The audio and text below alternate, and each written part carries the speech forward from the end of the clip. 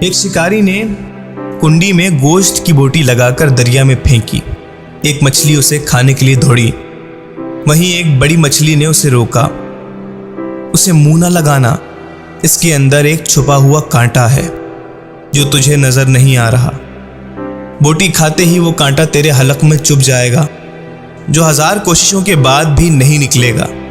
تیرے تڑپنے سے باہر بیٹھے شکاری کو اس باریک ڈوری سے خبر ہو جائے گی تو تیرے تڑپنے سے وہ خوش ہوگا۔ اس باریک ڈور کے ذریعے تجھے باہر نکالے گا، چھری سے تیرے ٹکڑے کرے گا، مرچ مسالہ لگا کر آگ پر ابلتے تیل میں تجھے پکائے گا۔ پھر 10 انگلیوں والے انسان 32 دانتوں سے چبا چبا کر تجھے کھائیں گے۔ یہ تیرا انجام ہوگا۔ بڑی مچھلی یہ کہہ کر چلی گئی۔ چھوٹی مچھلی نے دریا میں ریسرچ شروع کر دی۔ اس نے دریا میں دیکھا تو وہاں نہ شکاری ملا، نہ دریا کے اندر آگ تھی، نہ کھولتا تیل، نہ مرچ مسالہ، اور نہ 10 انگلیوں اور 32 دانتوں والے انسان۔ کچھ بھی نہیں تھا۔ چھوٹی مچھلی کہنے لگی، یہ بڑی مچھلی ان پڑھ جاہل ہے، پتھر کے زمانے کی باتیں کرنے والی، کوئی حقیقت نہیں اس کی باتوں میں۔ میں نے خود ریسرچ کی ہے، اس کی بتائی ہوئی کسی بات میں بھی سچائی نہیں۔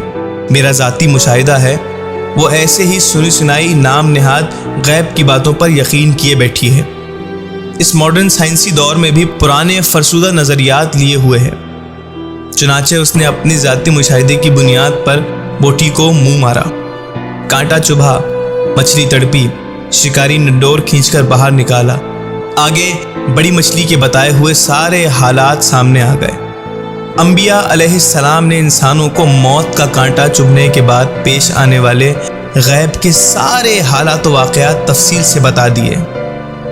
بڑی مچھلی کی طرح عقل مند انسانوں نے انبیاء اکرام کی باتوں کو مان کر زندگی گزارنا شروع کر دی۔ چھوٹی مچھلی والے نظریات رکھنے والے انبیاء اکرام علیہ السلام کا راستہ چھوڑ کر اپنی ظاہری ریسرچ کے راستے پر چل پڑے۔ موت کا کانٹا چبھنے کے بعد سارے حالات سامنے آ جائیں گے۔ مچھلی پانی سے نکلی، واپس نہ گئی، انسان دنیا سے گیا، واپس نہ آیا۔